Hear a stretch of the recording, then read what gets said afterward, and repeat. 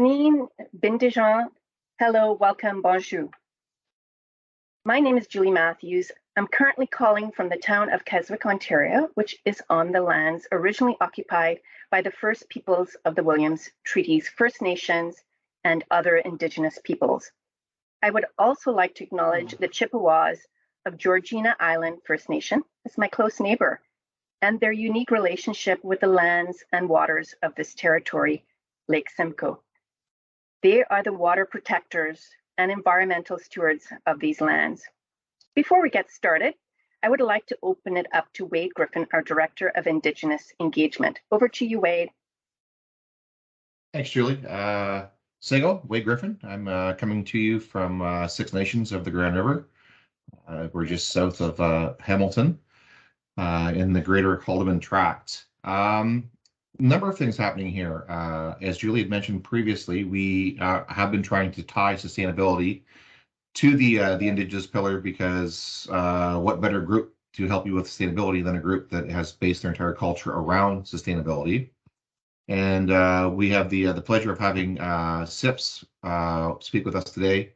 Michael and I have had an ongoing professional relationship for a number of years, dating back to my days with Mississaugas of the Credit First Nation. So just want to say that I'm thrilled that we're making some headway on bringing in Indigenous consultants to help guide us along the path for sustainability, and that we have the opportunity to bring these two pillars together and really do some special work together in the upcoming months and years. So thanks, Julie.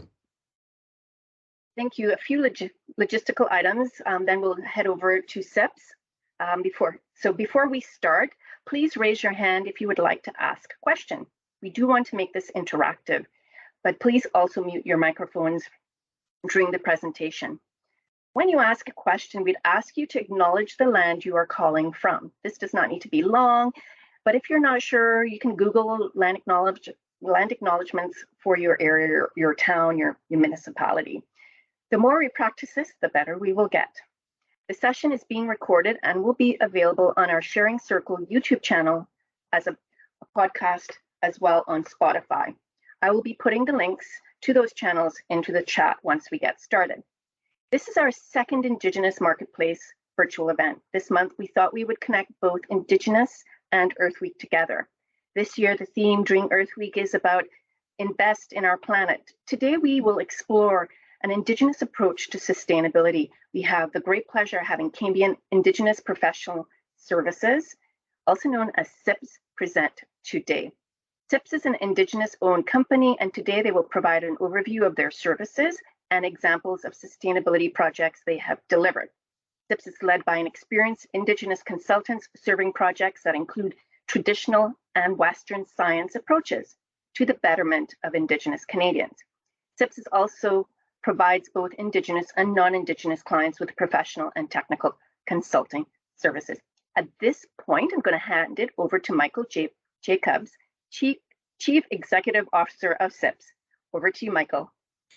Thanks a lot, Julie. I appreciate it, and I do appreciate the effort on the land acknowledgement. And please, if you don't know your land acknowledgement, please don't hesitate to ask a question. It's not a test. It's what it is now is an awareness on your level. Is that at any particular time or in any given situation, you might want to acknowledge land. And if you have that in your back pocket, then you are able to participate fully, and especially in events like this, it is there. So thanks for bringing that up, Julie. It's great, and I am really happy to be here today. I hope everyone can hear me okay, and I will be asking someone to move the slides for me. So talking about sustainable initiatives today, a little bit about Indigenous inclusion, and I thought I'd go with who am I, or who are we in both. So myself, my name is Mike Jacobs. I am an Anishinaabe from Curve Lake First Nation, also a member of the Williams Treaties First Nation. I'm the co-chair of the Canadian Council for Aboriginal Business. I'm a board member for Green Communities Canada. I daily am brought into sustainability issues simply by who we are as a company and what sort of services we offer. I'm going to talk about those more at the end of my presentation on how we help and how our business integrates with sustainability. But I thought I'd open up a little bit differently and sort of go right into the sustainability and how it is intertwined. And then the company CIPS, we I've named a few companies in my day. I've owned about 3 or 4, and one of my biggest faults when I name my companies is the names are too long for checks. So Cambium Indigenous Professional Services, we've actually been able to bring it to CIPS and are trying to brand it that way. So we got it to CIPS, and that's how we ended up there. But we were established in May of 2014. We're coming up on our eighth year birthday, which is crazy to me. It's gone by like a flash. And like I said, we are located. I'm a member of the Curve Lake First Nation. Our company is located in Curve Lake, which is just outside of Peterborough, Ontario. So right between Ottawa and Toronto, you know, about 3 hours from Ottawa, an hour and a half from Toronto. If you take Highway 7, we can just jump off there. Our company was called Cambium Aboriginal prior to this, and the words have changed over time. For those of you that are with BGIS or with the federal government, you may or may not know. Oops, can I get back one more there? Sorry. That the word Aboriginal comes from our Constitution, as opposed to sort of a choice in sort of language. So Aboriginal refers to First Nations, Métis, and Inuit, and that most of you will know, but that comes from the Constitution. The wording as in our communities is primarily changed to Indigenous, but as we get into these, what most of you refer to in your workplaces as distinctions-based approach, even that word is becoming a little bit too, it groups a little bit too many different people together. So we'll start to talk about First Nations mostly in this presentation, as opposed to First Nations, Métis, and Inuit. And the company itself, we are a partnership. I own 51%, and a company called Cambium Consulting and Engineering, they own the second. And from our team here today, Shane Hill and Rob Arkell are both here that are going to help me answer questions once they come flying through, once you're sick and tired of my voice. So thank you, Julie. Next slide, please. So what we're here to talk about is sustainability and these alignment of perspectives, and why all of a sudden, and I'm going to say all of a sudden, but why is it become so important that you include First Nations perspectives in your work and what it is?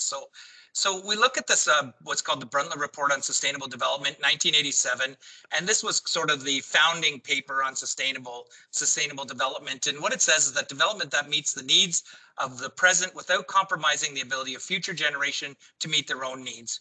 And if you start to bring that perspective in 1987, we have our own prophecies in our Indigenous culture, and it's called the Seventh Fire Prophecy in our Anishinaabe language.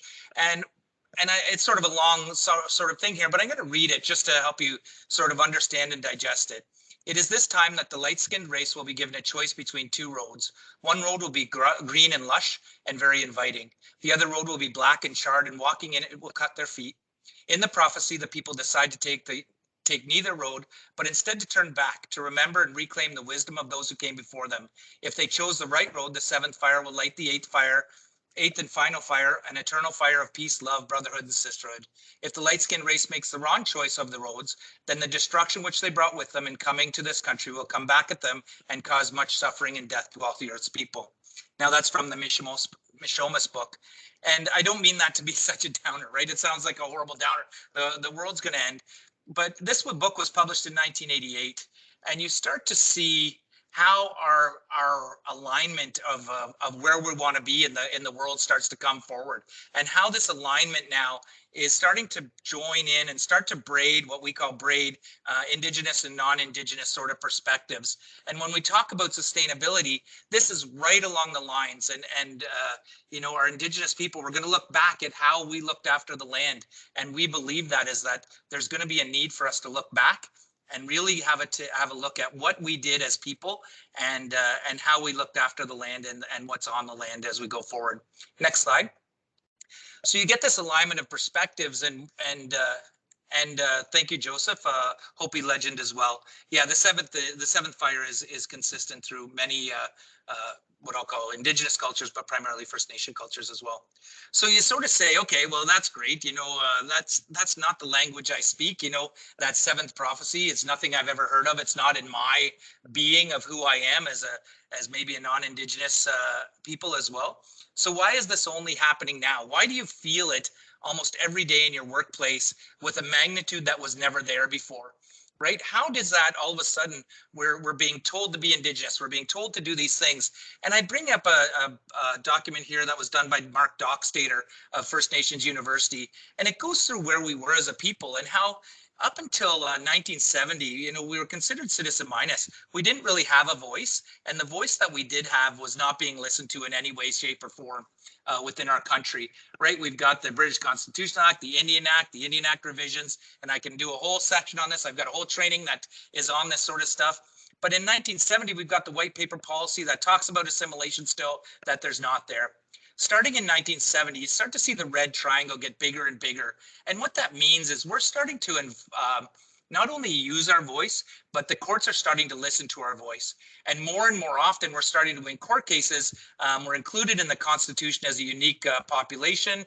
We've got the Royal Commissions of Aboriginal People. We've got Idle No More, Ring of Fire. We're starting to move along this trajectory in 2020 that is really, really hard to keep up with. If you did this in Australia or in New Zealand, this table is much bigger. It's much broader in terms of how things happen, how quickly they're happening in Canada. And for those of you that do work with the federal government, you know, you have to give yourself a little bit of a pause here, because in the last 50 years, a lot has changed. And if you go by governments and changing of governments within the Canadian system as well, it's really, really hard to navigate these changes in a practical day-to-day operational state from the federal government. So I'm one of the few people that will give you a bit of a pass on that as the government sort of figure that out. But the reality is that as we become more, as our voices become more validated within the Canadian justice system in particular, we start to use those voices more and more. We start to trust our voice, and we start to speak in a way that really emphasizes who we are as a people and where we're going. So when you start to see us talk about our seventh fire prophecy, I'm not sure a lot of people would have been talking about that in the mid 60s, right? That people would have been bringing that up. Someone that looks like me, who is me from a First Nation, would even be mentioning that, because it's not something that I practice day to day, but it's something that we're starting to realize, and that, hey, we had something, right? People are starting to validate who we are. So now you find it in your job. So when you're talking about sustainability, without an Indigenous lens in it, you're probably missing something, right? Well before settlers came to Canada, we had a system that was working within the environment, within the world, and sort of that sort of ideal. So we want to move to that. Next slide, please, Julie. So now we've got ourselves talking, you know, we start to use our voices, and we're starting to braid in with what I would call the Canadian voice. And then we've got ourselves in sort of legal systems starting to work. So we start to integrate our thought right into sustainability. These thoughts start to pursue and start to go, right? So we have Mother Earth as a life-giving force, for instance, right? Our languages, Mother Earth is a living thing. So the earth is a living thing that we need to care for and nurture and work with, right? We've got the laws of nature. There's a time and season for all of our sustaining activities. So you look at our gardens, maybe our landscape design, some things like that might be included in there. Life-sustaining elements of the world, like air, earth, water, fire. There has to be balance in what we do and how we work within our environments. And then this idea of interrelationships and interconnectedness, right? Our social networks are given equal importance to physical networks, which means that people are starting to be brought in. And what's happening is our voice is being listened to more often, but that voice doesn't sound like you know, a Canadian voice, right? It's not the way that that the British spoke. It's not the way that the French settlers spoke. It's not the way that settlers speak. Is that, you know, we talk about Mother Earth. We talk about interrelationships and interconnectedness. We talked about feelings. We talk about heart, where it's not as practical or as defining as might be in another world, right? In another context. So now we start to speak our world. And next slide, please, Julie. So we're not hearing it. So what's happening? This, you know, you're hearing our voices through the court systems. Things are starting to change. We're starting to do all this. And in 2022, you start to see all of these different companies and groups starting to identify how they fit in, right? So you've got the UN Sustainable Development Goals. They bring in prosperity, partnership, peace, planet, and people, right, into sustainable development. You've got a company like Shell Canada and the oil sands that has a financial stake in this as well as a land stake in this. You know, how do we build trusting relationships and inclusion? You've got Queen's University teaching about decolonization and indigenization as being a responsibility of both Indigenous and non-Indigenous. You get a company like Suncor, who has this Blackfoot concept of the medicine wheel, right, has been granted to them. So there's a relationship building. And then it's right in the center is progressing the way we act and think, you know, to build mutual trust and respect with Indigenous peoples. And what's really happening here is you're starting to get the inclusion of people and relationships in sustainability.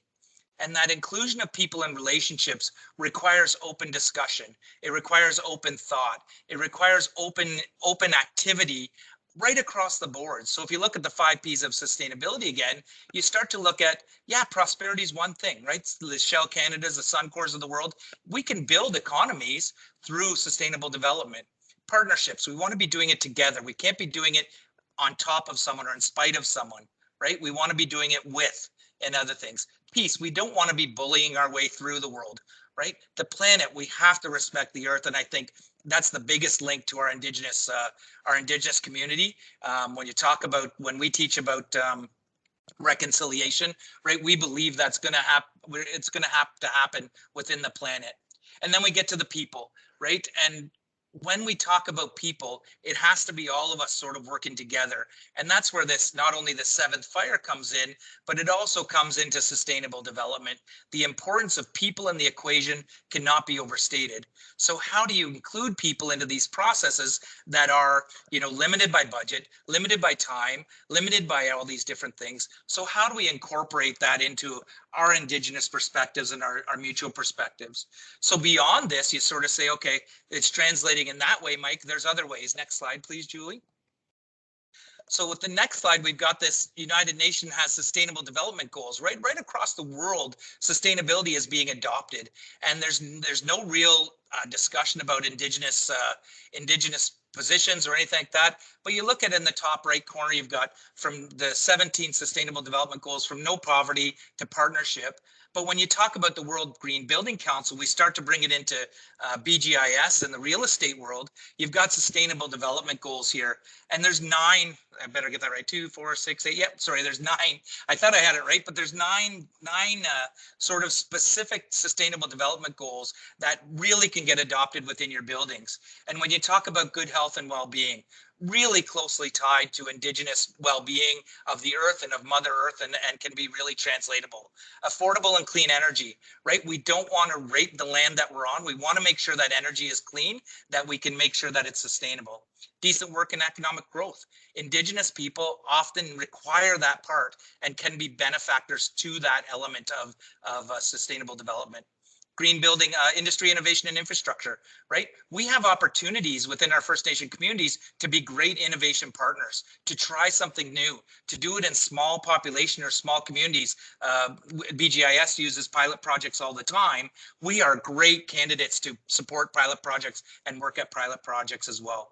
Responsible consumption and production. We're talking about waste, right? How do we make sure that our small communities, whether it's a building community that we're in or a group of buildings that we're in, how do we make sure that we're protecting against waste? Obviously, we want to protect against climate action in our new builds and our sustainable builds. Life on land, right? How do we protect the life that's on our land? And then these partnerships, and how do we go through? So you start to think about how we're building along this sort of this path, why we're sort of, I keep coming back to this notion of being braided together. All of these things suit the Indigenous ear really well. All of these things are things that we have been practicing for years and years. So no matter our age or our education or whatever level, we have been taught that we, like number 14, life below the water. We don't want to overtake a resource. We don't want to overfish. We want to make sure that it's sustainable in where we go. And when we're included in projects, that is automatic. Okay, next deck, please. So that's another way of being translated. And then you get the World Building Council even drills this down a bit more firmly when we talk about real estate, right? About efficient resource utilization, the physical environment that ensures proper utilization of resources, continued growth and environmental resilience, right? We want to make sure that we're using our resources and utilizing them in a good way. Environmental and climate resilience. We want to make sure that we have long-term integrative planning to decrease our community's vulnerabilities. We want to have sustainable mobility, meaning that all members of society in an environmental sensitive and healthy manner have freedom in that area. Integrated social and economic resilience. We want to make sure that social networks are given equal importance to the physical networks, right? This is that bringing back of people in here. There's a people portion to this that we need to have, right? Health and well-being. We want to address both the objective and subjective aspects of our community well-being. And then our heritage. Maintain that strong link to heritage of an area, representing the historical and cultural richness of a region, which is crucial to ensuring belonging and in turn well-being. I go to heritage and I sort of slow down on heritage because when we talk about truth and reconciliation, one of the ways that you can do that in an urban center is through heritage inclusion in building design and sort of, I brought up the idea of a landscape architecture and landscape and inclusion. So when an Indigenous person is walking by and they see the land in a way that resembles the way they believe the land should be, you get participation, you get ownership, you get partners, you get all of these different benefits from that when you include heritage in those, it's really important. And if we have the heritage and we have our sort of eyesight in there, our Indigenous lens, for lack of a better word, you also get health and well-being. Now you're starting to get integrated social and economic resilience. You're starting to get the sustainable mobility. You're getting automatically our historical understanding of environment and climate resilience. And then we're going to demand that resources are utilized, right? That our lands are taken care of. So you start from the top and you say, if you look at the top, it's sort of almost commercially based, right? Efficient use of resource. We want to make sure we're resilient, sustainable. You get down to heritage, and when we start building back up, these arrows become so much stronger on the way back up. So we want to make sure that as we're doing these projects and as you're investigating sustainability within your projects, start to think in those terms and maybe start at heritage, right? And from an Indigenous lens, let's maybe start at heritage and say, who are the people that were here before? Obviously, we have a land right, but maybe a treaty right, I should say, to a particular land. But at the other side, maybe there's another population group as well that has some sort of element that can really build from their heritage. So although I've got an Indigenous lens and you're only going to hear about that lens from me, heritage doesn't just mean Indigenous. In Canada, it's one that can't be overlooked, right?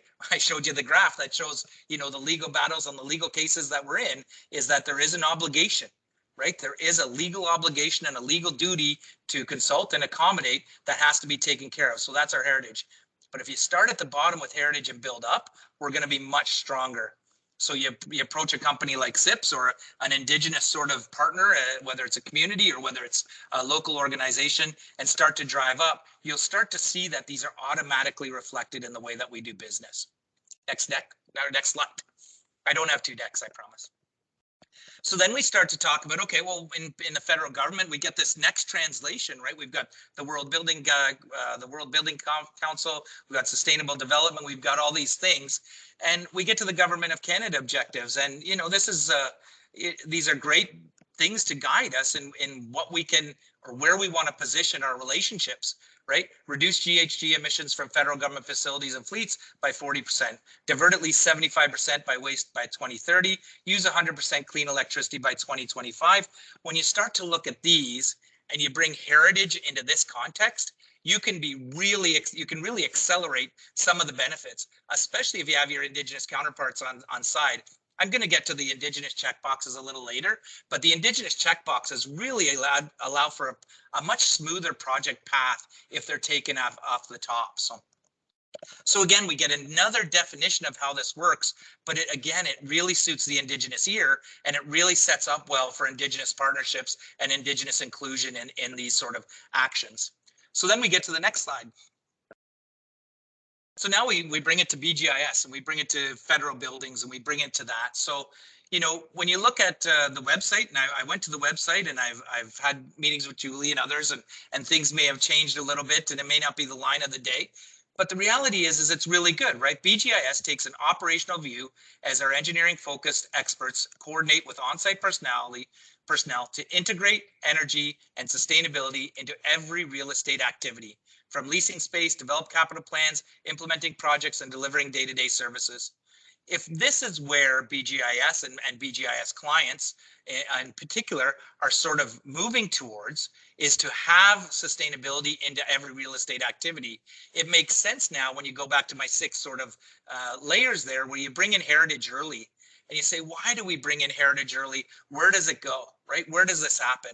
And one is you've got a belief system, and I'm going to go by our company here, and many Indigenous companies will follow this path, but our company here, right, is our slogan is our spirit what sets us apart. And we don't take that lightly. We don't mean a ghostly spirit. We mean that there's an element to our belief system. There's an element in us that always wants to integrate energy and sustainability. We have a very common belief system as BGIS, right? It makes it easy to be partners when our common core beliefs, even though we may say them differently and may not speak the same technical language or may not have the same reporting system or acronyms, right, in their systems, we have a similar belief system. So that's a great place. We have Western science and traditional approaches, meaning that generally when we look at BGIS, we've got it engineering focused, right, within the BGIS statement here. And when we talk about our traditional approaches, we can actually get that balance that I was talking about. Where does that balance happen between traditional approaches, Western science, engineering, and it becomes this trusted language that we begin to speak together. It becomes a more fulsome language that not only your clients, whether it's real estate clients at BGIS or real estate tenants within BGIS, you get this trusted planning from our group that might be a bit more fulsome and have that heritage component early on. Reconciliation is going to be founded in these land-based actions. We are going to have environmental connections that you did not foresee. Julie was talking about the Chippewas of Georgina Island and their commitment to water. They're an island community. Their source water comes from Lake Simcoe. They are protectors of that water to a length that is well respected around Lake Simcoe, right? You're going to have that issue. Reconciliation and those connections to the water are going to be so much more deep and so much more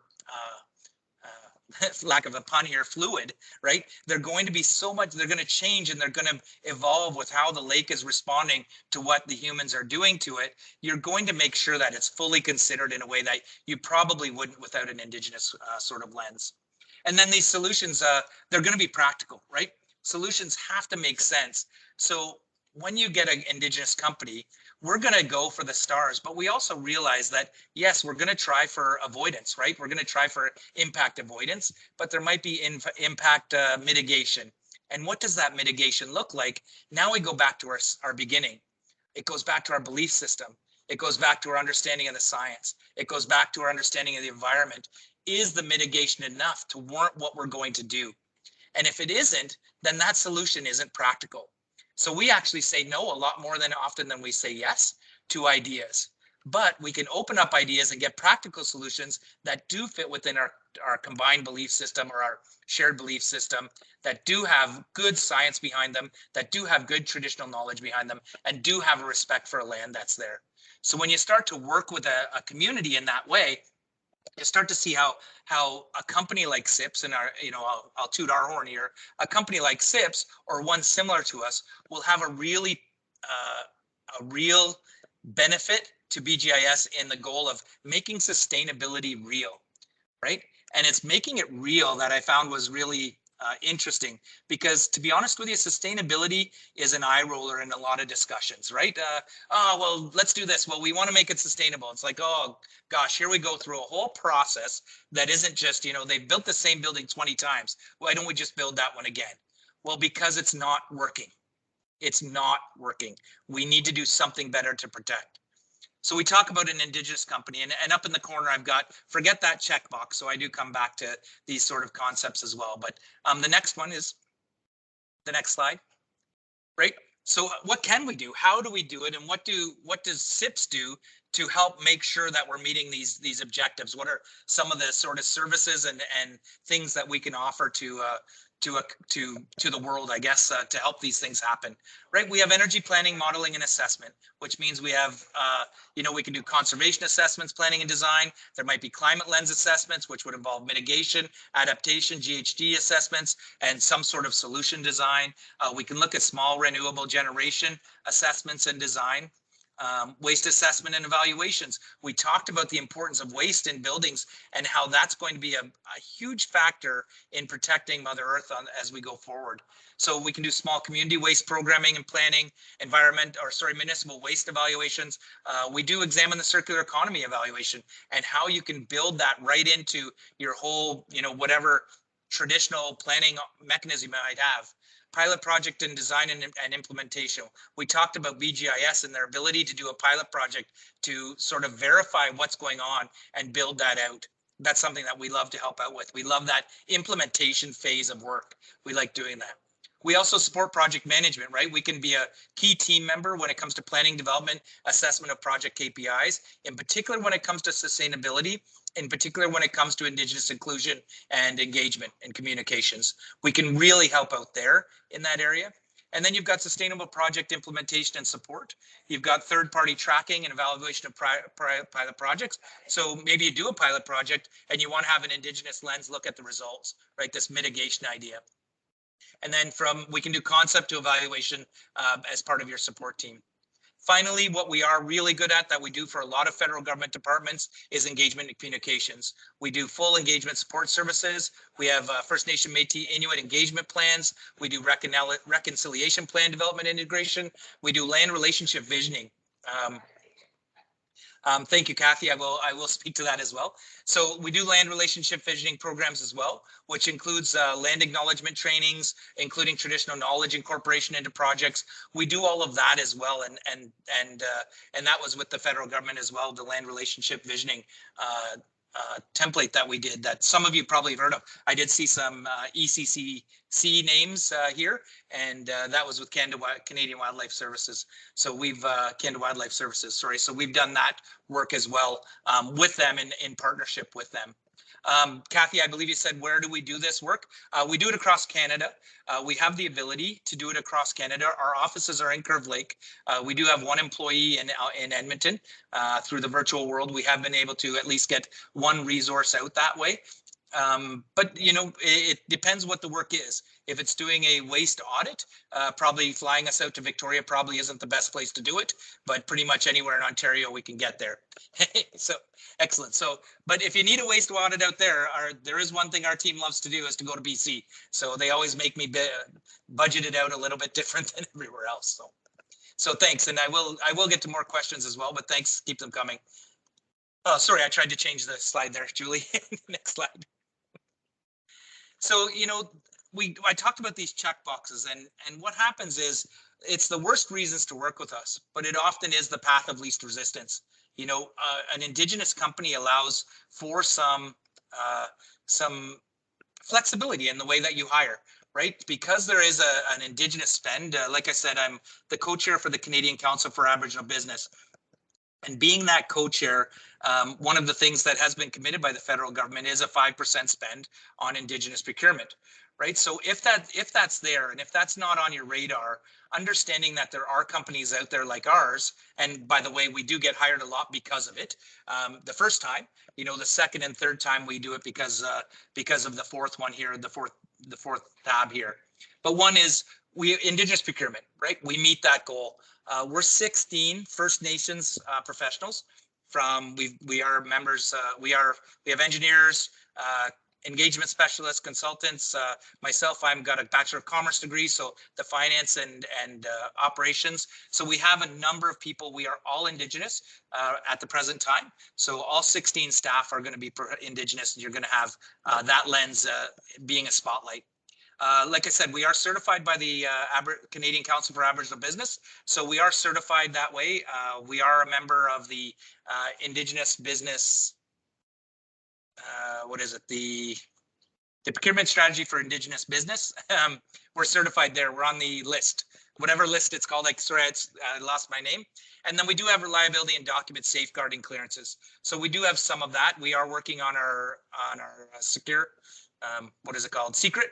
We are working on some of those right now, and Wade's been instrumental in helping us with that. So, please, I want to give my credit out to Wade to help us get in touch with people and to try and get us there. So that's how they're working.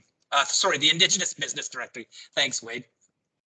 And then, so we know Indigenous procurement. So if you need someone that's Indigenous, but the federal procurement path as well.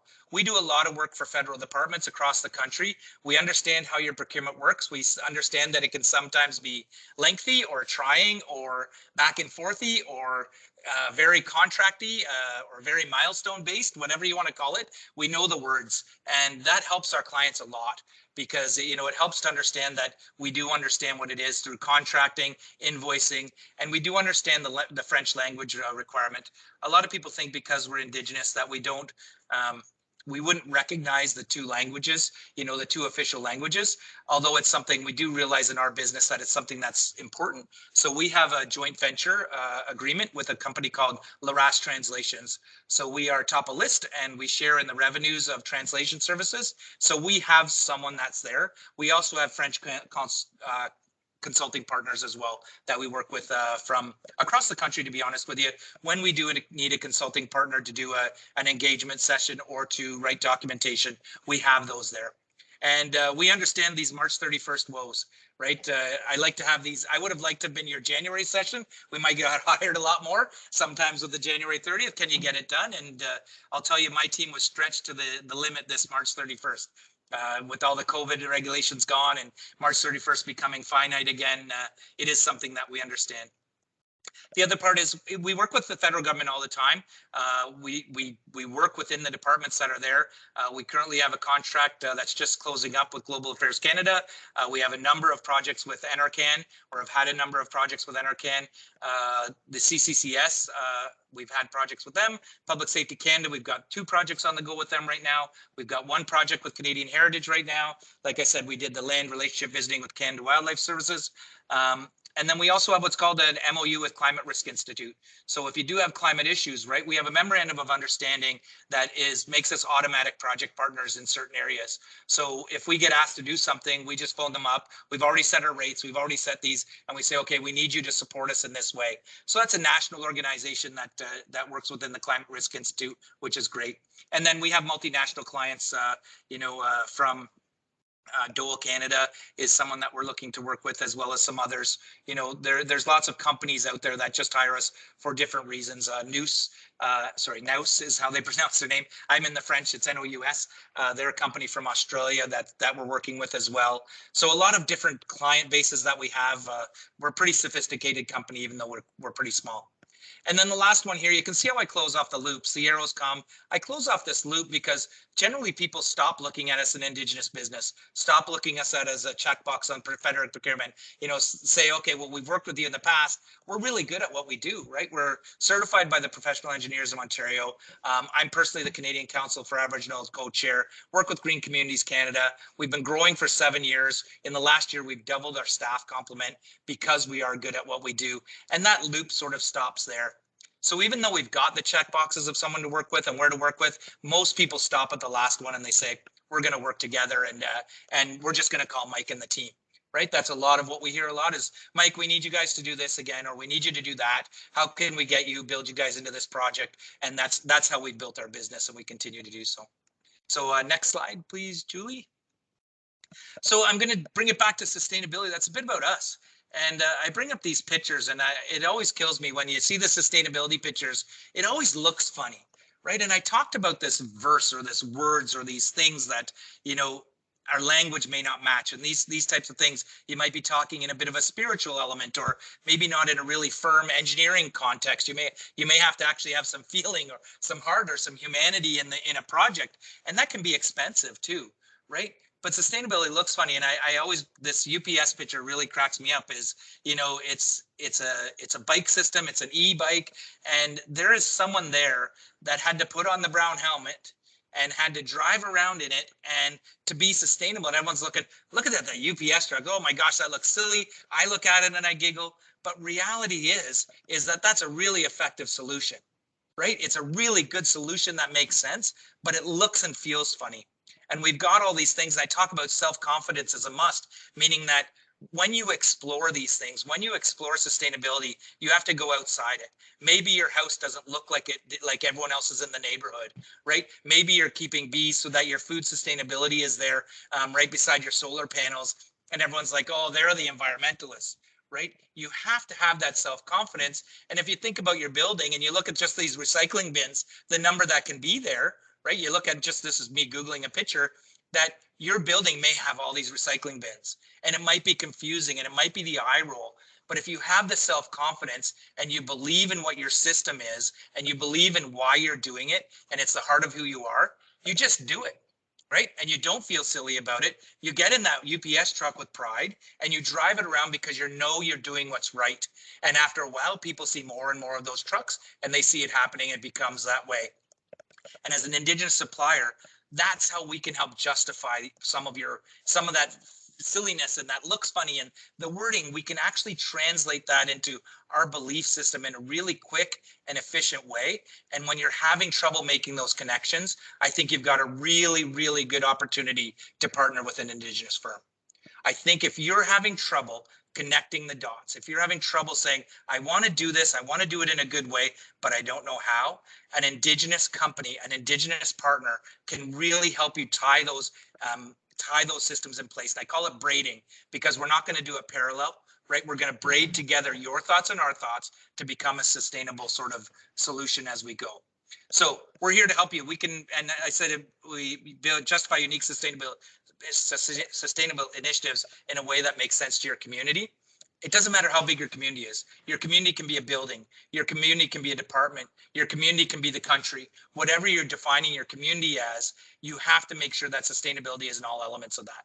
So that's my sort of last point here before I give you the shameless plug, I believe, is our next slide.